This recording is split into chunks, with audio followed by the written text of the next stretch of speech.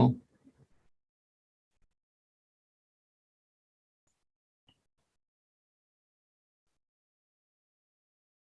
Entonces veamos lo que ocurre con este caso en el diagrama pH.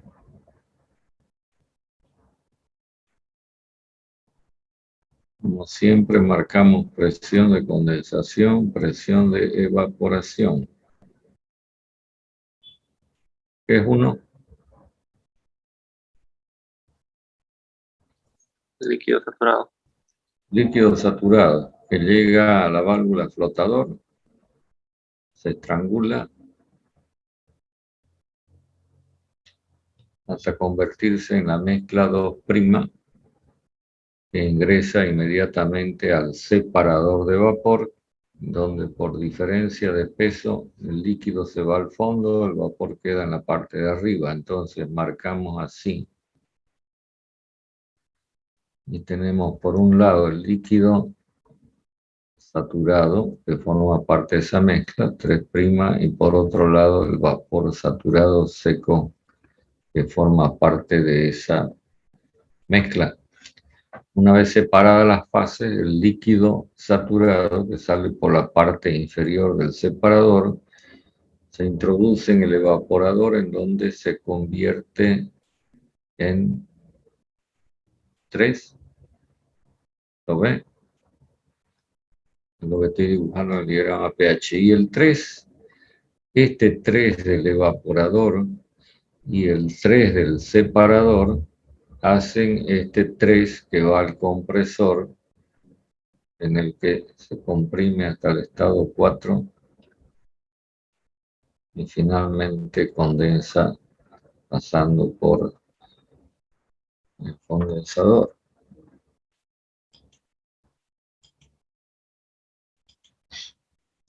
¿Esto está claro? Pregunto. Ingeniero, el paso de 3' a 3 sigue siendo a presión constante. Sí, a la presión de evaporación. Y ya que me dice tal cosa, es importante destacar que la separación de fases se está haciendo a la misma presión a la que funciona el evaporador. Por eso es que entre el separador de vapor y el evaporador no hay nada. Simplemente la conexión por tubería. ¿Lo ven, no?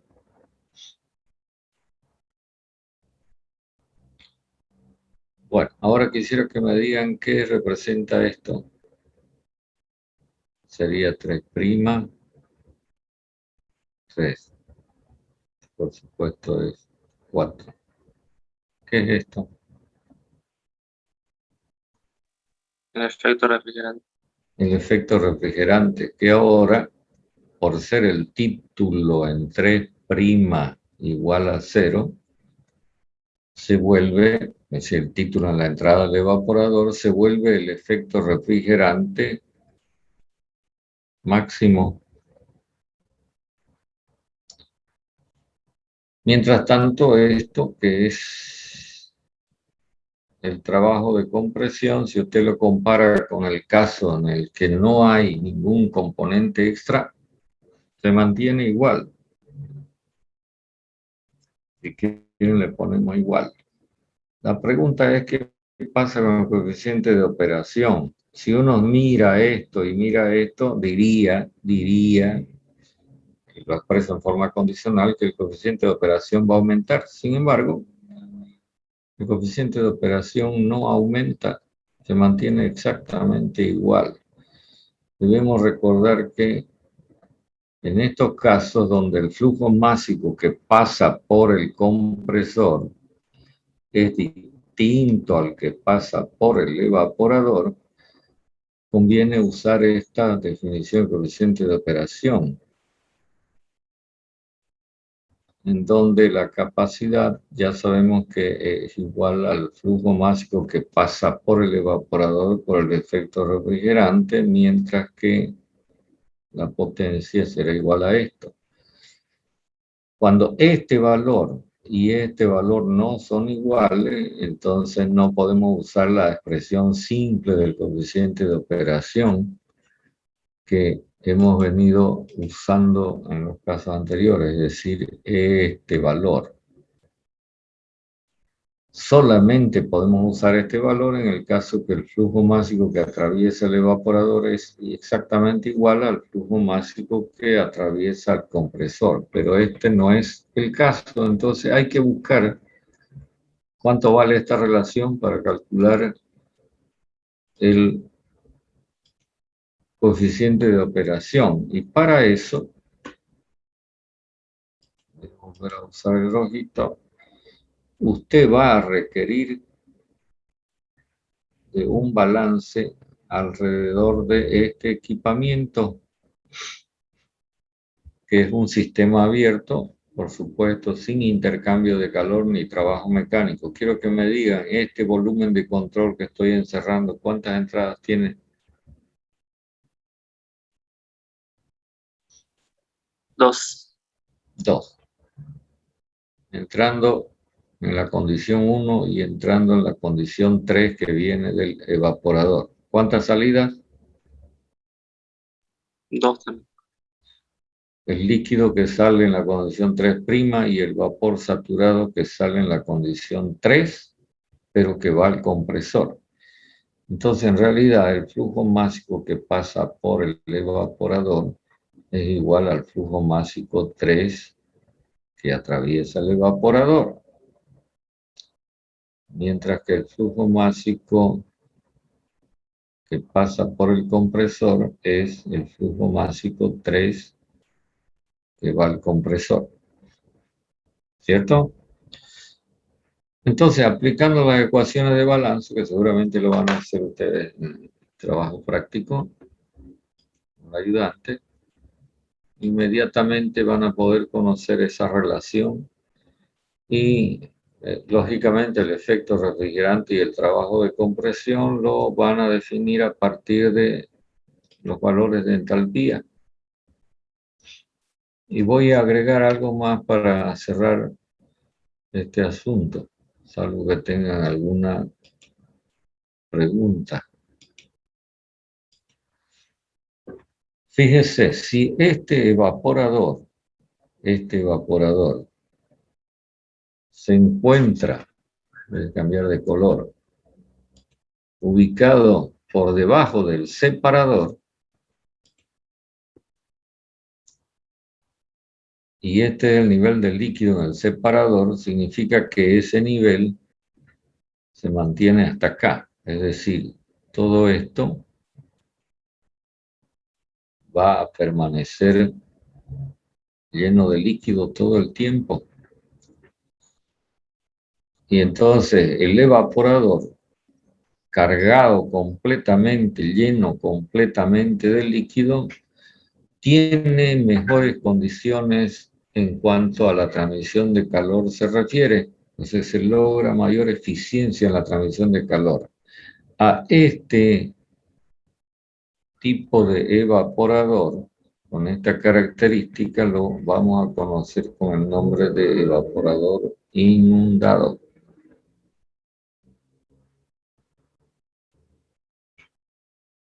Esta no es característica de cualquier evaporador. Incluso hay un evaporador, digamos, en el otro extremo, en la otra cara de la medalla, que en su momento lo vamos a plantear, que se conoce con el nombre de evaporador seco. Bueno, preguntas sobre todo lo que he dicho, en realidad repasado.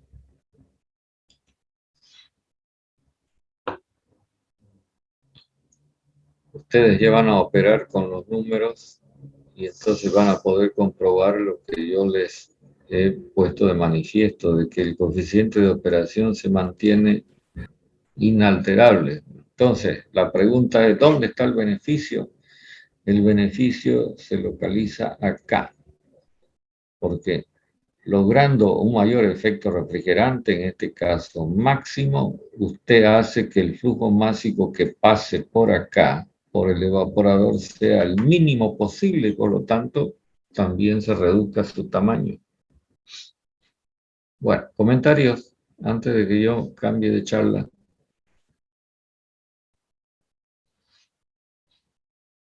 Creo que no hace falta que escribamos los balances, ustedes ya lo pueden escribir inmediatamente, ¿no? Balance de flujos másicos, balance de flujo de entalpía.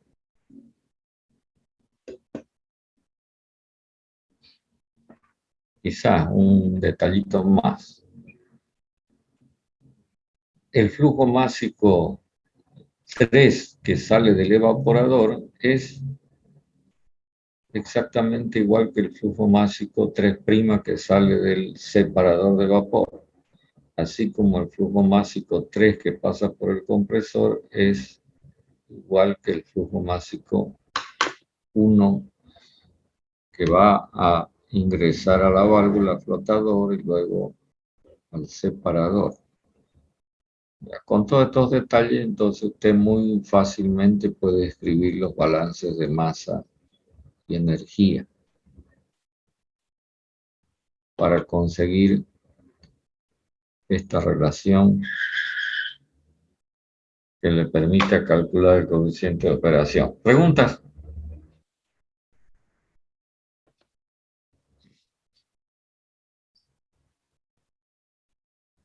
¿Nada?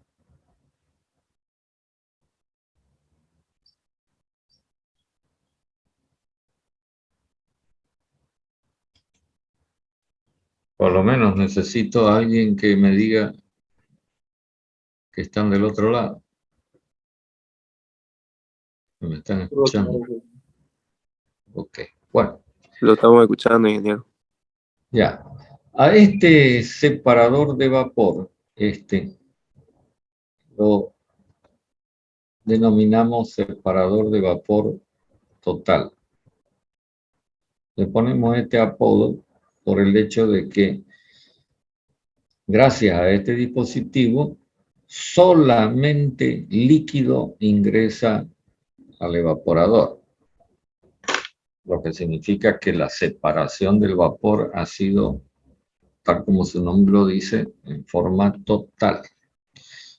Sin embargo, existe otro caso en el que se utiliza este concepto de separación de fases, pero ya no a la presión de evaporación, como se lo está mostrando acá en el diagrama pH, sino a una presión, que ahora la estoy marcando, intermedia.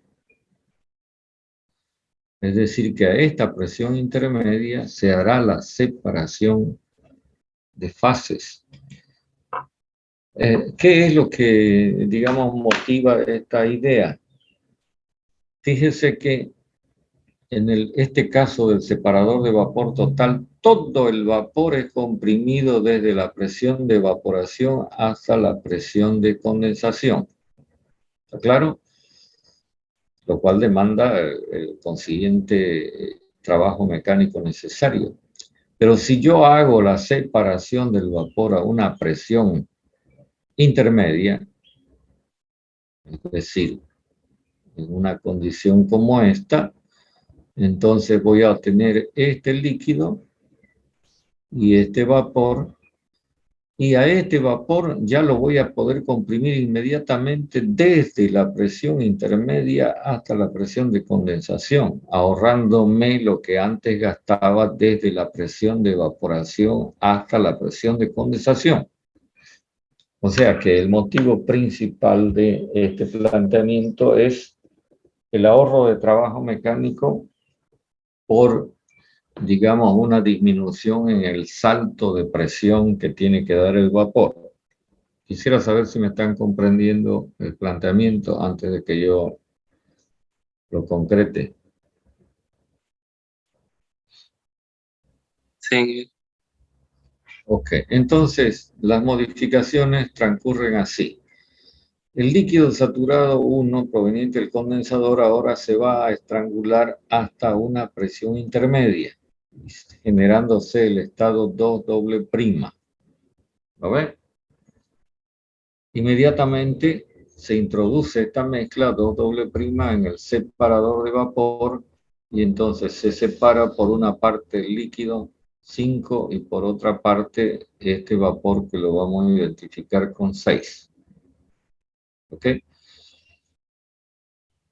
Eso por un lado. Ahora,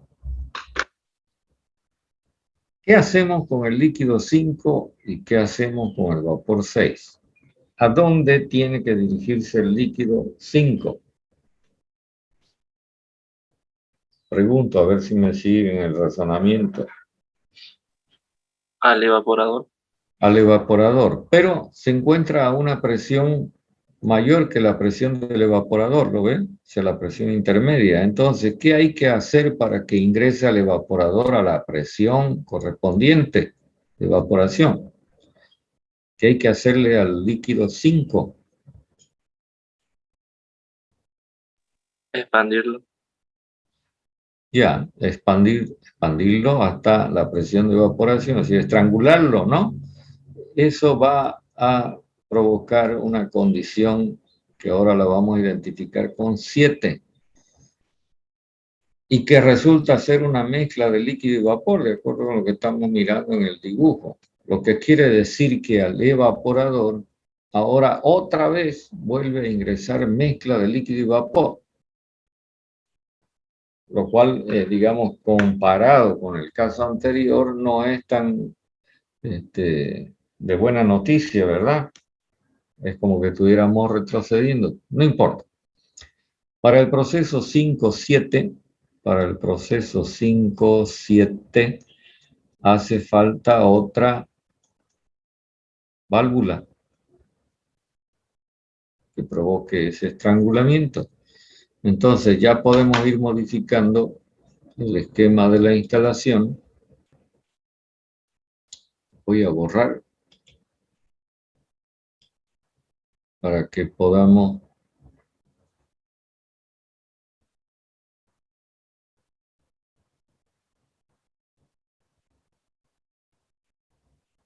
visualizar lo que estamos planteando.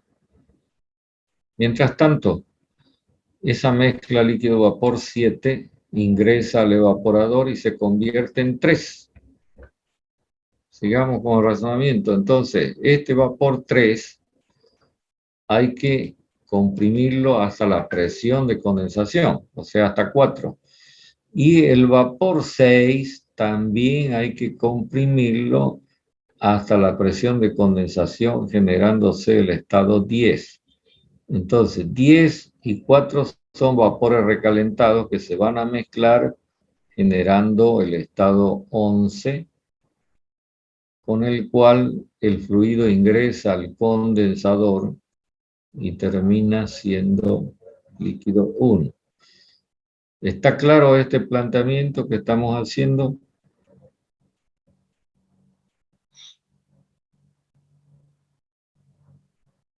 Pregunto si está claro lo que estamos planteando.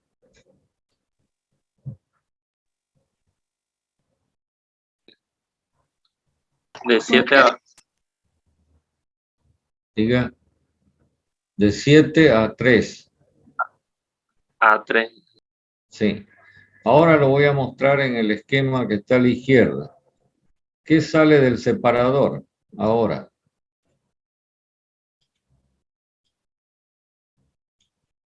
¿Qué es lo que sale del separador? 5. 5 por la parte inferior, ¿cierto? Es el líquido saturado. Este tiene que pasar por una válvula para convertirse en 7, que se alimenta al evaporador. Y del evaporador, entonces vamos a salir hacia el proceso 3-4, que tiene que ser ejecutado en una máquina de compresión, por supuesto.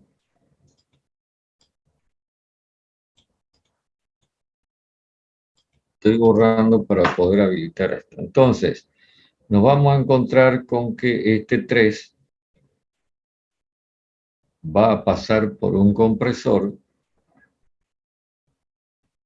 convirtiéndose en 4. Mientras tanto, por la parte superior del separador resulta el vapor 6. Pero todo esto está a la presión intermedia y entonces 6 debe ser convertido en 10 y para ello se requiere de otro compresor que genere el estado 10. Y entonces 4 y 10, fíjese, aquí en este sitio se mezclan generando el estado 11. Bueno, preguntas sobre el esquema, el ciclo, el nuevo ciclo.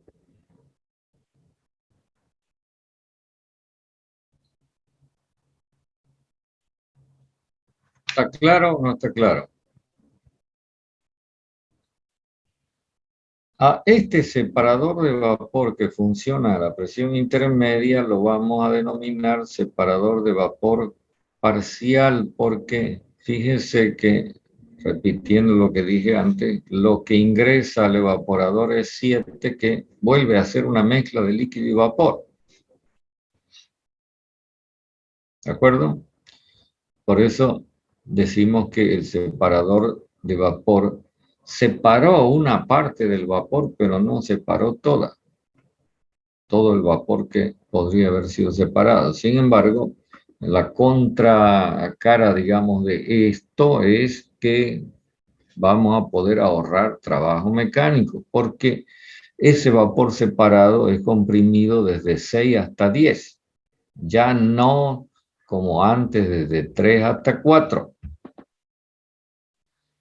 Si uno compara el trabajo del proceso, trabajo de compresión del proceso 6-10, está claro que por doble motivo, por estar más a la izquierda y por corresponder a un salto de presión mucho más chico, es mucho menor que el trabajo de compresión que corresponde al proceso 3-4. Entonces, esta es la idea del ahorro de trabajo mecánico. Aunque en términos de efecto refrigerante, ya el efecto refrigerante deja de ser máximo como en el caso anterior. Es un poco, si quieren, menor. Lo podemos anotar así. El efecto refrigerante del proceso 7.3 es menor que el efecto refrigerante del proceso 3'3, que debemos recordar es máximo. Entonces, estas dos situaciones van a influir lógicamente en el valor del coeficiente de operación. La esperanza es que el coeficiente de operación mejore. Pero esa verificación la podemos hacer o la vamos a poder hacer con un ejercicio en donde se hagan cuentas. De todas maneras, este caso que estamos planteando, cuyo esquema y ciclo están a la izquierda de esta pizarra, lo vamos a conocer como sistema de refrigeración por compresión con separador de vapor parcial y dos compresores en paralelo. Esto está claro, usted lo puede ver acá, los dos compresores están en paralelo. ¿Preguntas?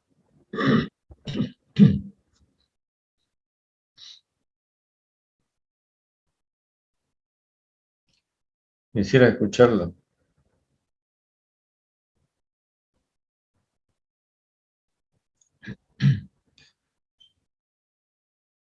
Parece que no tuvieron ayudantía, ¿no? El día sábado.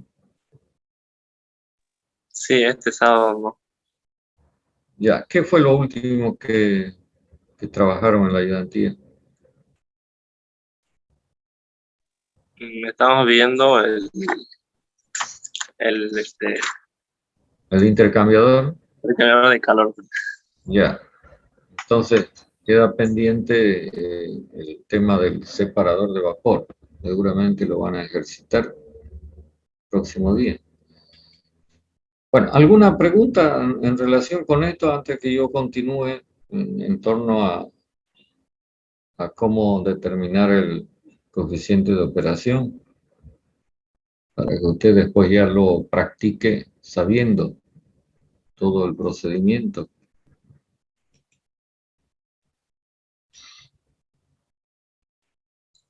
Como siempre, el coeficiente de operación responde a la definición que tenemos anotada en el pizarrón.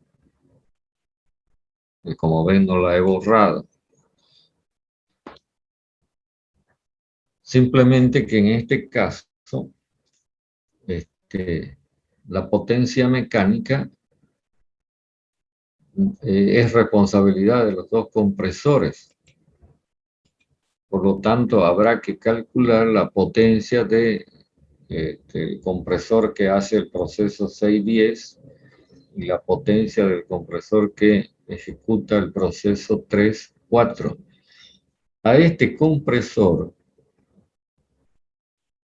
que funciona con la presión intermedia a la presión de condensación, lo vamos a llamar compresor de alta presión, mientras que a este otro lo vamos a denominar compresor de baja presión. Entonces debemos calcular el trabajo del compresor de alta con esta diferencia y del compresor de baja con esta diferencia. Fíjense que este valor es el que tenemos en el sistema original, mientras que este valor, que es mucho menor, es el que estamos planteando como parte de esta idea de ahorro de trabajo mecánico. Entonces, la potencia de alta será igual al flujo másico que pasa por el compresor de alta, que será el flujo másico 6, por el trabajo correspondiente, mientras que la potencia del compresor de baja será igual al flujo másico 3, que sale del evaporador, por el trabajo del compresor de baja presión. El efecto refrigerante, ya lo anoté antes, ahora va a ser la entalpía 3 menos la entalpía 7, que es lo que entra al evaporador, y el flujo másico que pasa por el evaporador, es decir, la capacidad, va a ser igual al flujo másico 3 por el efecto refrigerante. Lógicamente que la potencia va a ser igual a la suma de estos dos valores. Entonces ya podemos anotar que el coeficiente de operación va a ser igual al flujo másico 3 por el efecto refrigerante dividido por el flujo másico 6 por el trabajo del compresor de alta más flujo másico 3 por el trabajo del compresor de baja presión. ¿Me están siguiendo hasta ahí? Sí, ingeniero. Ok. Entonces, simplificamos y me quedaría así, ¿no? El efecto refrigerante, el trabajo de compresión, eso lo vamos a determinar en base a las entalpías.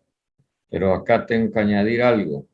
Es necesario conocer a qué presión intermedia va a operar el sistema, el separador de vapor.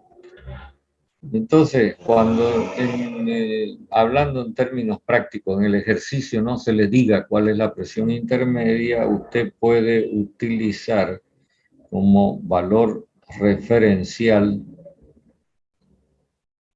este que estoy anotando. ¿Ve? Entonces, no me dicen cuánto es la presión intermedia, entonces yo habilito este cálculo. Y les dejo como pregunta que averigüen de dónde sale esta expresión matemática. Es decir, en base a qué se llega a establecer un valor como este.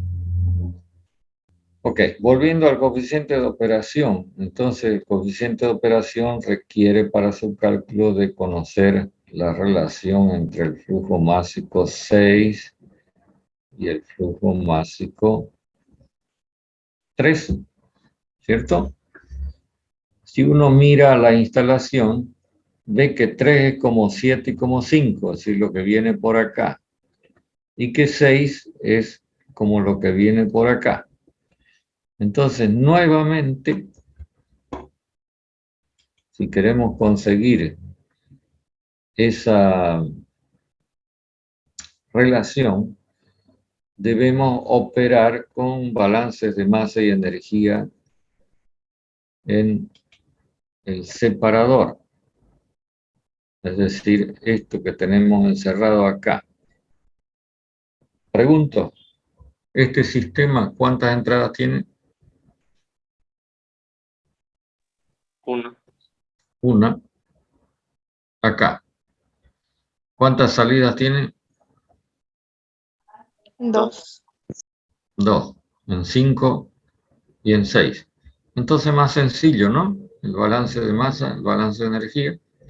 Usted habilita los dos balances y va a poder conseguir el valor de esta relación que le va a permitir inmediatamente calcular el coeficiente de operación. Y se espera que el coeficiente de operación mejore, no por el efecto refrigerante que en realidad disminuyó, sino por el ahorro, el gran ahorro de trabajo mecánico gracias a la intervención del segundo compresor, el compresor de alta presión, el que hace que 6 se convierta en 10. Bueno, podemos repasar, pregunten lo que quieran preguntar, los escucho.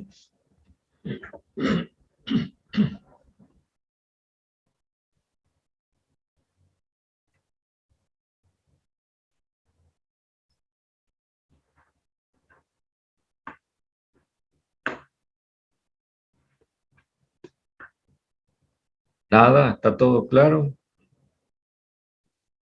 Sí, Inge.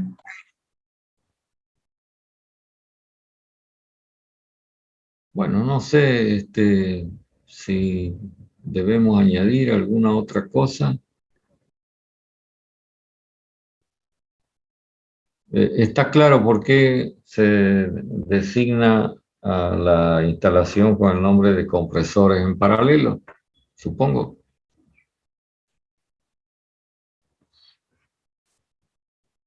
Hay dos señales. Usted ve acá, en el esquema de la instalación, un compresor al lado del otro. ¿No? Y también ve acá los procesos de compresión, uno al lado del otro, en paralelo.